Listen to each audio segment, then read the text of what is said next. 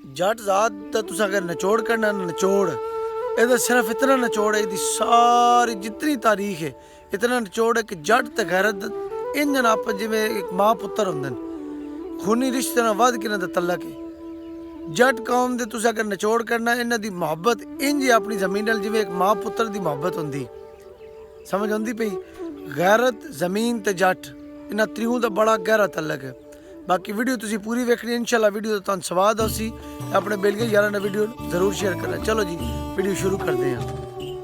बिस्मिल्लाहिर्रहमानिर्रहीम। अस्सलाम वालेकुम। के हाल चाल है पत्रेरां दा मुलेरां दा मसेरां दा ते फुफेरां दा ओ वालो अके नवियां ताज़ियां अके पिया हुंदा है। अलावा अज बड़ी वड्डी ज़ात ते गल होण लगी है जिसदा नाम है जट।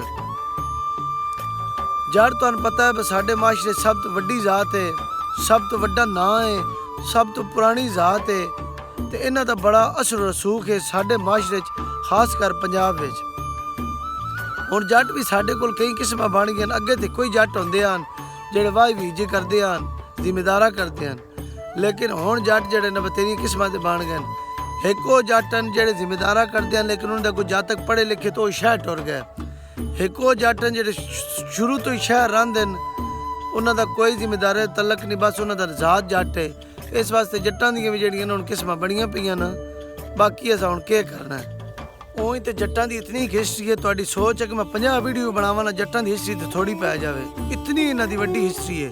बाकी मैं तां हुण गुजारा ही करना पर निक्के मोटे मेन गल्लां जेहड़ियां उहदे बारे च मैं तुहानू दस सकदा, ओही मैं पूरी कोशिश करनी है। ते तकरीबन हज़ारां साल पुरानी जट्टां दी ज़ात है।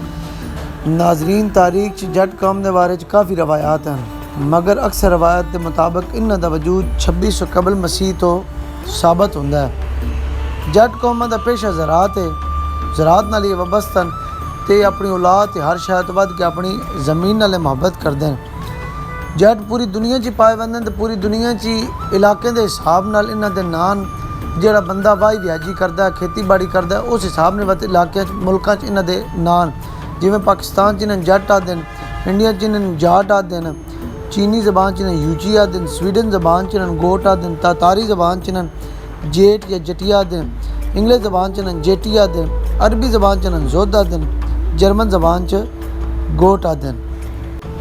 जट कौम के बरसगीर की आमद से भी मुख्तलिफ रवायात पाइया वैंदियां। एक रवायत के मुताबिक जट कौम का शचरा नसब कसौजी बिन हाम बिन नूह अलैहिस्सलाम नाल मिलदा, यानी कि हज़रत नूह अलैहिस्सलाम की औलाद आख्या वैंदा है।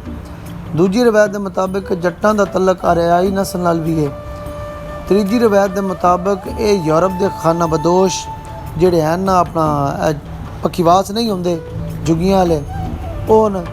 चौथी रवायत के मुताबिक ईरान के खाना बदोश हैं जेड़े बुखारा समरकंद तो हिंदुस्तान आए।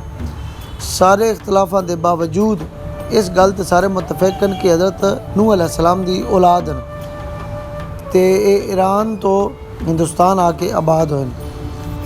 PS ड्रेसा के मुताबिक जट मशरक तो मंगोलिया, चीन, मगरब तो स्पेन, इंग्लिस्तान तो जनूब, पाको हिंद, ईरान, अरब, मिस्र तक फैली हुई कौम है। तो बड़ी वड्डी कौम है, ढेर सारी फैली हुई कौम है। दुनिया तो चंद ही ऐसी कौमां जी पूरी दुनिया में फैलियां तो पूरे आबोताब नाल टौर नाल अपना नाम जिंदा रखे हुए हैं। बड़े सगीर के अंदर जट कौम हरियाणवी, राजस्थानी, सिंधी ते पंजाबी ज़बान बोलते हैं और सब तो बोलने वाली बोलियां बड़े सगीर के अंदर जिन्हें दी ज़बान है। जट कौम की तारीख का अगर बगौर ज़्यादा लवे ना बंदा तो एक गल सामने आती कि एक कौम इंतहाई खुददार गैरतमंद ते अना पसंद है। जिवें मैं तुहानूं शुरू दस्सिया बे अना ते गैरत ते ये समझौता नहीं करते, जिथे खलो गए पत नफ़े नुकसान वाली गल कोई नहीं, बै तो साडा नफ़ा है तो साडा नुकसान है। तो सब तो वड्डी गल किसी की गुलामी नहीं कबूल करते, किसी की जारदारी हो हुक्मरानी वो कबूल नहीं करते, किसी के थले नहीं लगना। जिस असूली मौकफ से डट पैना उस खलोते रहना, चाहे उस वास्ते कोई भी कुर्बानी देनी पवे ना। हिंदुस्तान के अंदर हिंदुअत का गलबा है, मतलब हिंदू मजहब जोड़ा वो अपने अरूज से है, मगर जो इस्लाम कबूल करने वाले जट आना उन्होंने ना उन्होंने गुलामी की, ना उन्होंने गुलामी कबूल किया, ना उन्हें आख्या असीं तुहाडा गुलाम बनना चाहे, असी साडे वास्ते जो मर्जी तुसीं कर लो, या तुसीं जो मर्जी करना चाहते असीं अपनी गल तो पिछे नहीं हटना। नाल ही रणजीत सिंह की हुकूमत आई, रणजीत सिंह का दौरे हुकूमत आई, उस कोशिश की कि मैं जट्टां नाल क्यों ना तलक बनावा, इस नाल मेरी हुकूमत मजबूत हो सी गई तो मैंने फ़ायदा हो सी गया, क्योंकि अनाप परस्त ने इन्हें जित खलो बने तो खलो बना। खैर उस कोशिश की कि मैं इन्हां नाल शराकतदारी करा, मैं इन्हां नाल भाईचारा बनावा, लेकिन जट्टां ठोक के जवाब दिता। उन्हें आख्या सोने इस बारे तो तू गल ही ना करी। जिस तो रणजीत सिंह बहुत ज़्यादा मुतासर, उस आख्या कि यार ये तो अखीर लोग हैं कि मैं एक बादशाह, मैं इन्हें आफर की आफर भी टुकरा छड़ी। वो दिल में उन्होंने वास्ते होर इज्जत वध गई। उस आख्या बस शाबाश है जट्टों छा गए हो।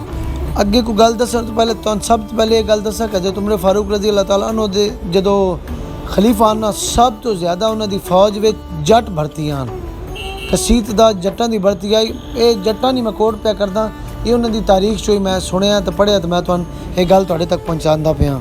हिंदुस्तान के अंदर जट्टां शूदर तसवर किया वैंदा है, पर जट्टां आख्या असी बरहम जेड़े हैं उत्थे दी एक जात आई, मतलब मजहबी फिरका है, उन्हें आख्या बस उन्होंने बरतरी जी किसी सूरत कबूल नहीं करनी, भावें जो मर्जी हो जाए। बात उन्हें अपनी आज़ाद हसीयत ची उसका दिफा भी किया।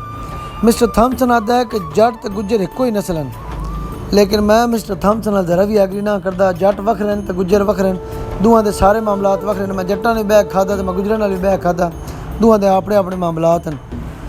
राजपूत राजपाट ते यकीन रखने वाले जो राजपूत हैं वो बेवा की दूसरी शादी ना करते। उन्होंने चो जेडे बंदे गल इस गल ते एग्री हैं कि बेवा की दूजी शादी करनी चाहिए, उन्होंने बात उस विचों वखरा किया गया, उन्होंने बाद च जट आख्या गया। टोटल 3 हमले पंजाब च होए सिंध विच, पंजाब में मतलब इस खिते में जो 3 मेन वड्डे हमले होए ना। पहला हमला किया आर्यन नाल रल के मोहम्मद बिन कासम ने, ठीक हो गया। दूजा हमला किया ज़हीरुद्दीन बाबर ने, तीजा हमला किया जनाब महमूद गजनवी ने। इन्होंने 3 हमलों का जट्टां तुन के मुकाबला किया और डट के मुकाबला किया। नफा नुकसान या दीनी मामला तो हट के तुसीं अगर वेखो तो जट्टां भरपूर दिफा किया खाली अपनी ज़मीन का, अपनी ज़मीन पिछे सारिया कुर्बानियां दी उन्होंने अपनी ज़मीन नूं बचाने वास्ते। 20वीं सदी जो अंग्रेज़ हमला किया साडे इस खिते में, जो अंग्रेज़ हमला किया उस टाइम जट्टां दा एक नारा चले जो अज भी असीं बोलते हैं, पगड़ी संभाल जट्टा। साडी जटकी जबान के अज भी अल्फाज हैं, असीं किसी ने गैरत दीवानी भी जाते हैं पगड़ी संभाल जट्टा। उस टाइम अंग्रेज़ जो हमला किया ये जट्टां दा एक नारा चले पगड़ी संभाल जट्टा। जिस उस टाइम जट्टां तुन के मुकाबला किया अंग्रेज़ का काई वास्ते, अपनी भोए वास्ते, अपनी ज़मीन वास्ते। एक दौर में पंजाब तो लैके मकरान तक सिर्फ जट्टां की हुक्मरानी आई, तो नाल ही कोई नमक तो लै कोई नमक का भी जो सारा टोटा आई ना, वो भी जट्टां की हुक्मरानी। बाद च तो अवाना जोड़ा ना इन्होंने इस इलाके तो बेदखल किया ही, जो ज़हीरुद्दीन बाबर ने उन्होंने रल के ना हमला किया ही। इस दे नाल नाल जट्टां की हुकूमत मगरब तो लैके हिंदुस्तान तक भी रही है। बड़े सगीर का अगर बगौर जायजा लिया जाए ना, एक गल बिल्कुल सामने आती कि जट्टां का नाम जोड़ा ना तो ना पहले ध्याड़े तो ही बोलता है, इन्हें एक अपनी वक्री पहचान रखी सिर्फ गर्म खून की वजह तो नाल ही ना बड़ियां कुर्बानियां दित्तियां कई वास्ते सिर्फ अपनी ज़मीन के दिफा वास्ते। तुसीं वेखो ना जिहड़े अपनी ज़मीन के दिफा वास्ते इत्थे अटल रहन, बाकी अपने फैसले कितने अटल होने हैं। तो इंशाअल्लाह मिलते हैं नवी वीडियो नाल। मैं दुआवां बहुत ज़्यादा याद रखे, मैं पूरी कोशिश की मैं एक अच्छी वीडियो बनावा, तुहाडे तक एक अच्छी वीडियो अपनावा। अपना ढेर सारे ख्याल रखे, रब राखा। हुण इंज करिया जे वीडियो पसंद आवे ना, कोई चंगा जो कमेंट करिया है, रील ही ना लव्या विच आके ते नाल ही मेरी वीडियो लाइक कर छड़िया, चैनल में सबसक्राइब भी कर छड़िया। ये सपोर्ट ही होंदी एक डेरे वाले दूजे डेरे वाले दी, तो जो घंटे वाला बटन उन्हें जरूर दबाना है। मिलते हैं इंशाल्लाह नवी वीडियो नाल। अपना ढेर ख्याल रखिया, रब राखा। Hey there. Subscribe to my channel.